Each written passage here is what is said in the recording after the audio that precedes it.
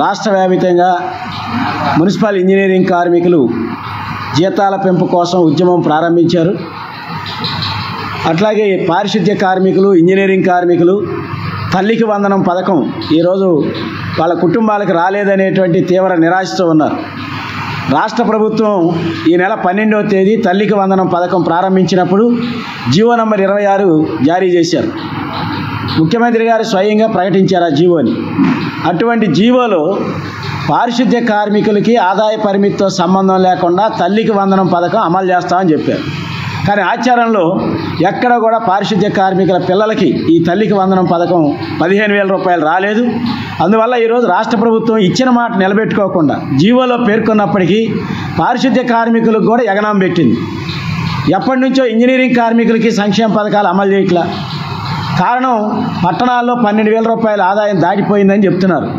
ఇవాళ 12,000 రూపాయలు పెట్టి ఏం తినగలుగుతారు, ఏం కొనగలుగుతారు? ఇంటి కిరాయిలు కట్టుకోలేని పరిస్థితి, కరెంటు బిల్లులు కట్టుకోలేని పరిస్థితి, పెరుగుతున్నటువంటి నిత్యావసర సరుకుల ధరలతో కుటుంబాలను బతికించుకోవటమే కష్టంగా ఉండి పస్తులతో బతుకుతున్నటువంటి ఇంజనీరింగ్ కార్మికుల్ని మీకు సంక్షేమ పథకాలు అమలు కావని చెప్పి గత ప్రభుత్వం చెప్పింది, ఈ ప్రభుత్వం చెప్పింది. ఏ ప్రభుత్వం ఉన్నా ఇంజనీరింగ్ కార్మికుల్ని దగా చేస్తున్నారు. ఇప్పటికైనా ఇంజనీరింగ్ కార్మికుల జీతాలు పెంచాలని చెప్పి రాష్ట్ర ప్రభుత్వాన్ని డిమాండ్ చేస్తాను. ఇంజనీరింగ్ కార్మికుల జీతాల పెంపుకి, సంక్షేమ పథకాల అమలు కోసం, అట్లాగే గత 17 రోజుల సమ్మె సందర్భంగా రిటైర్మెంట్ బెనిఫిట్ కానీ, దాన సంస్కారాలకు 15,000 నుంచి 20,000 పెంపు, ఎక్స్ రేషియో 5 లక్షల నుంచి 7 లక్షల రూపాయల పెంపు కానీ, చనిపోయినా లేకపోతే ఆప్కాస్ ద్వారా రిటైర్మెంట్ చేసినటువంటి వాళ్ళకి, అనారోగ్యం పాలైనటువంటి వాళ్ళ పిల్లలకి ఉద్యోగాలు ఇవ్వాలనే డిమాండ్ల పరిష్కారం కోసం రాష్ట్ర వ్యాప్తంగా ఉద్యమం నడుస్తూ ఉంది.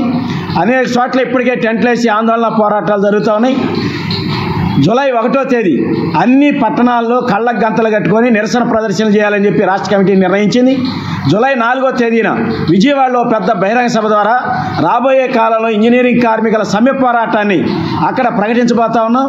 కాబట్టి ఈ కార్యక్రమాలన్నింటిలో పారిశుద్ధ్య కార్మికులు, ఇంజనీరింగ్ కార్మికులు పాల్గొని జయప్రదం చేయాలని చెప్పి విజ్ఞప్తి చేస్తా ఉన్నాం.